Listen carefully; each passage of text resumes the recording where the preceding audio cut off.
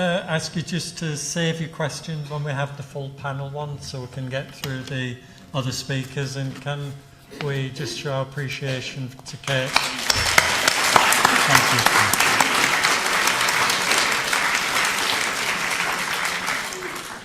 Another reason why I'm delighted Kate stepped in to speak today is because she actually doubles the number of our youth speakers.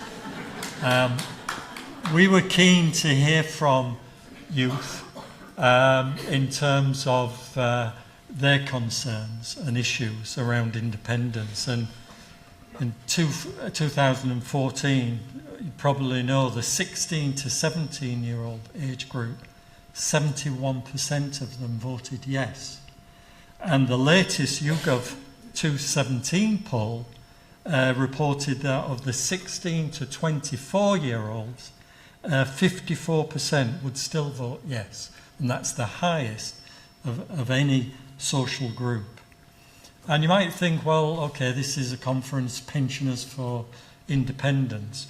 It doesn't seem obvious that we should be concerned about youth issues. Yes, we're concerned about pensions and healthcare, but that doesn't mean to say we're not aware and we don't care about what's happening to youth. We know about the precarious employment market, zero-hour contracts. We know all about the dysfunctional housing market, and we know all about the low pay. And we learn that through our own children and grandchildren. So we know all about what's happening, and it's certainly an issue for us as it is for them. So our next speaker is Natalie Reid. I'm delighted she's come to represent the Scottish Socialist Party. She is the joint national spokesperson. She's a third sector worker, and Natalie became politically active during the independence referendum in 2014. Today she's presenting a paper, The Strategy for Independence, the case for building a diverse movement to inspire the working class majority. Please welcome Natalie Reid.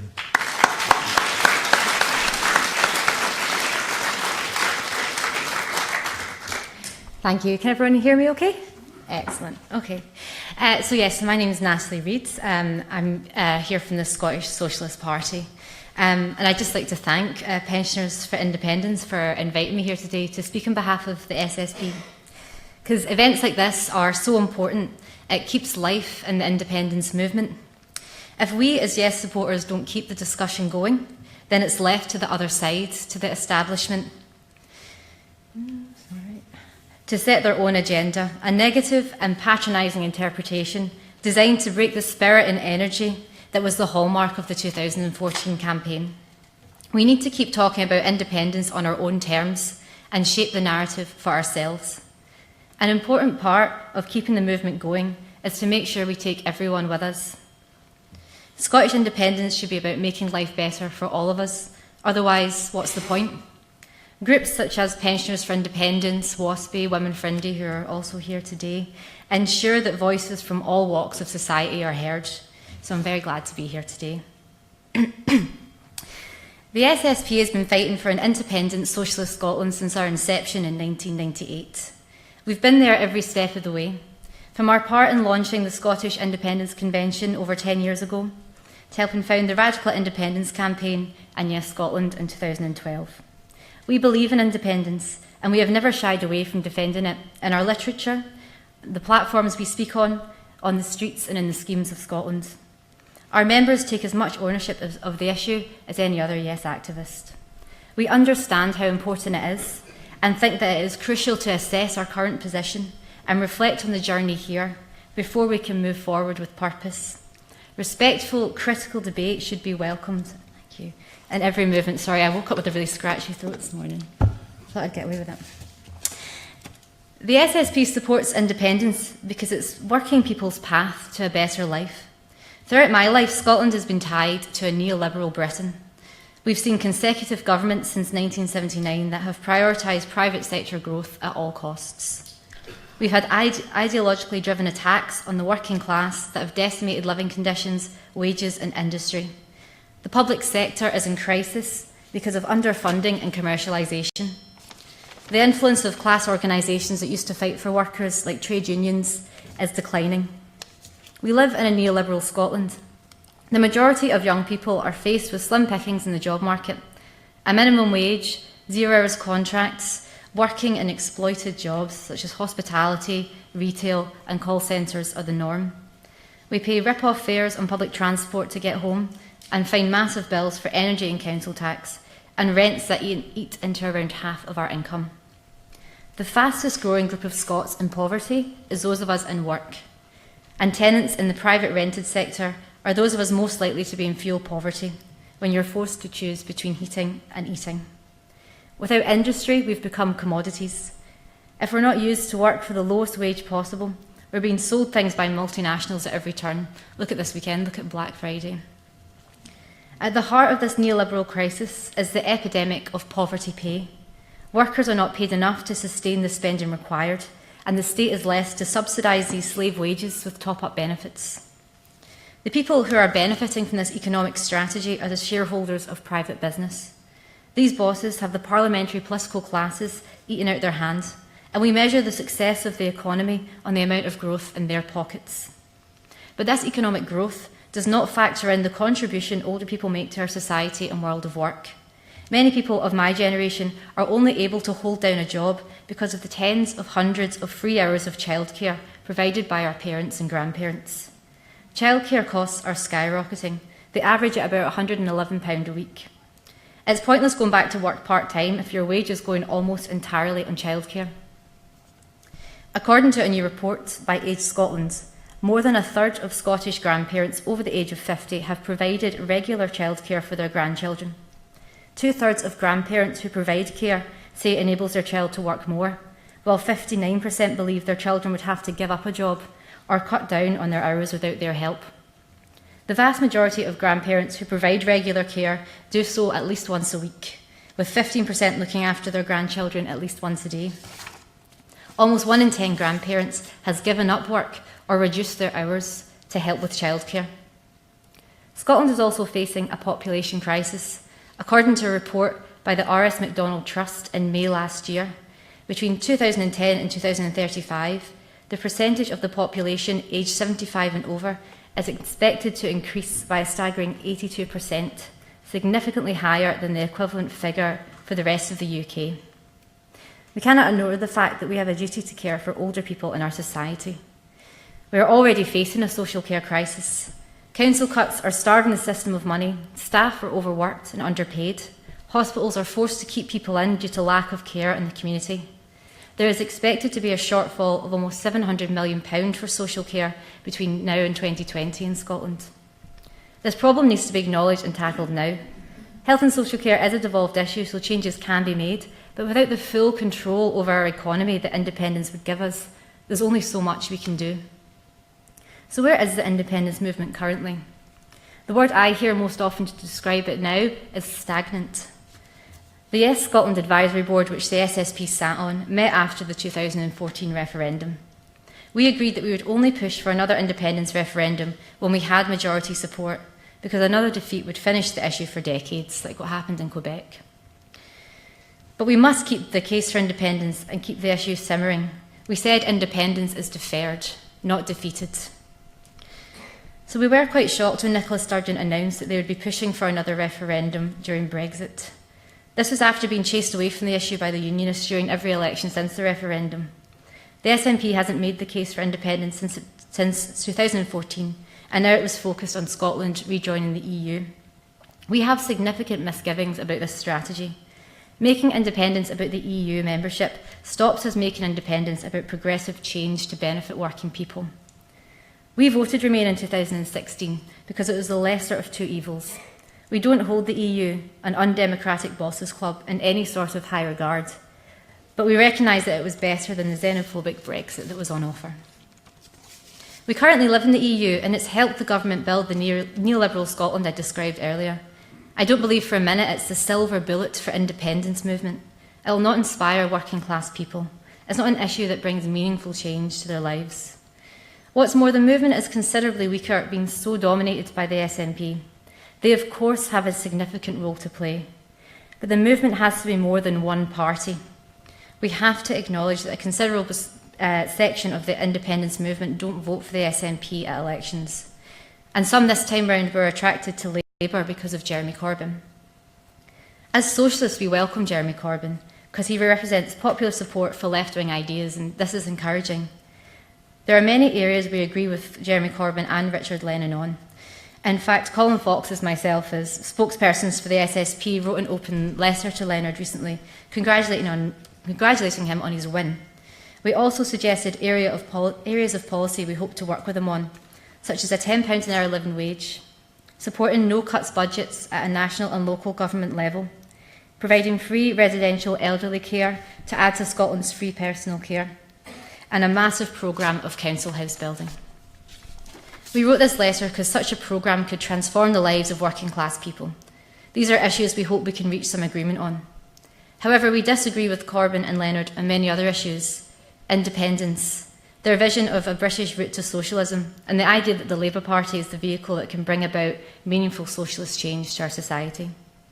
There is no British route to socialism. The mechanisms of the British state, the first past post voting system, the House of Lords, the powerful role of business leaders in governance, defended by one of the most stable ruling classes in the world, block any sort of radical change for us in this island. The Labour Party is wedded to the establishment in Britain.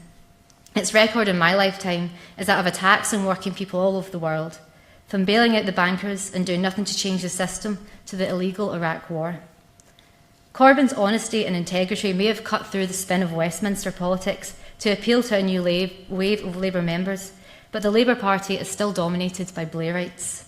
Corbyn struggles to put a shadow cabinet together, as most of his MPs are actively organising against him. They force him to water down his politics. We wish Jeremy Corbyn the best of luck in the Labour Civil War, but we are not optimistic about his chances of making the changes he wants to see. The Scottish Labour Party has, in recent years, been one of the most right-wing parts of the party. It's the only part of Britain where Owen Smith beat Jeremy Corbyn in the leadership election. It is the party of privatisation of schools and hospitals in this city and across Scotland. And of course, they joined forces with the Conservative Party in the Better Together campaign. Richard Leonard's role in unionism in Scotland is a reflection that his leadership does not herald a new age of progressive politics. He was the political officer for the GMB Union when their executive backed Better Together, in a meeting which members cannot access the minutes for. Unfortunately, a lifetime in a timid and corrupted Labour organisation doesn't leave Leonard or the rest of Scottish Labour in a position to argue on behalf of working class people in this country. We choose something different. We choose a Scotland that's for the many and not the few, where no one is left behind, and that is the key to winning independence. Independence can only win over Scotland's working class majority if it stands unequivocally for progressive change to make us economically, socially and politically better off. The Yes campaign in 2014 found strength in the social and democratic values that activists put at its heart. We tried to orientate the debate in our communities around anti-austerity politics. We want any argument for independence to make the case for a £10 an hour living wage, for rent controls and building council houses, for the democratic public ownership of key industry to be run as public services, and for massive investment in education and health and social care. We want independence to be for the benefit of all society, our young, our old, our families and workers and pensioners. Any future campaigning has to reflect that, otherwise what right do we have to ask people to vote with us? We need a leadership in the movement that is as collaborative and diverse as the movement that it represents. I look forward to hearing your thoughts on campaigning and strategies and what policies you think will be the most effective and far-reaching. Thank you.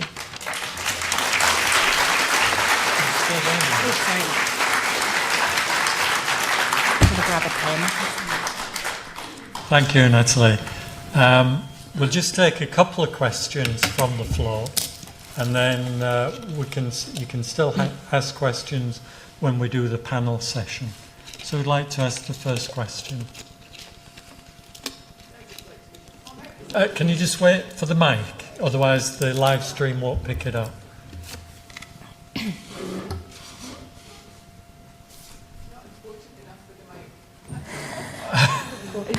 sure really important. I wanted to say, as a grandmother, thanks to Natalie for that nod of recognition, because I'm a bit tired of hearing how well I got a grant to go to uni, and then, it's my fault that the world's in the state that it's in. And I'm giving back in terms of quite a lot of hours of childcare. So thank you for that nod. And also, I also want to thank you. I mean, I'm an SNP member, but I want to thank you and your people in the referendum campaign, the run-up, the amount of work that you did in going into council houses, going into schemes to get the working class vote out. And I was... That's my son, who's technically now middle class, although we're all from working class background. Someone turned around to me in Glasgow and said, "It's the working class is going to win this for your son." And if we don't have the working class with us, majority of the population, we're never going to win it. So I really value your contribution and your party's contribution. Thank you.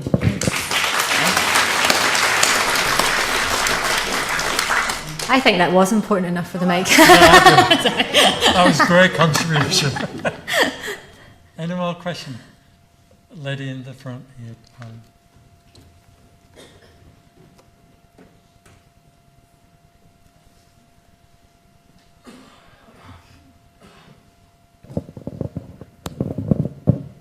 Regarding what you were saying about Jeremy Corbyn and how young people have been attracted to him, I have a concern that young Labour voters who came to us for independence in 2014 are going to be taken in by Jeremy Corbyn, and we're going to lose perhaps a significant number of young voters who will go back to Labour.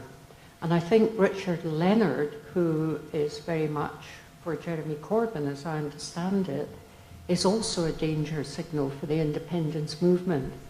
And I'm not sure how we can get that message through to young people that Labour are very much, as you said, for the British state. Do you want me to answer that? Yeah, I think it's a difficult one. And as I said, there's a lot of things about Corbyn and Leonard that we would support and, wouldn't want to discourage them from, using the position they have to make gains for the working class. But I think also the fact is that there is no British route to socialism, and I think that will become apparent quite quickly.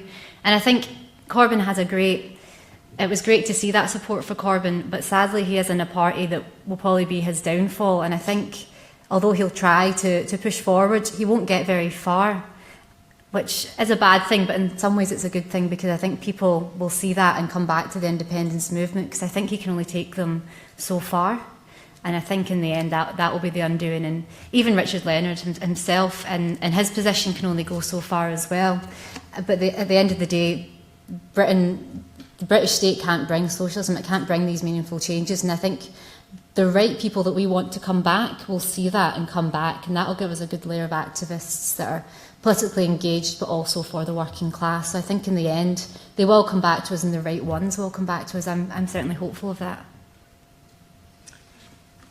Okay, well, thank you very much. Please, it's very appreciated, Natalie.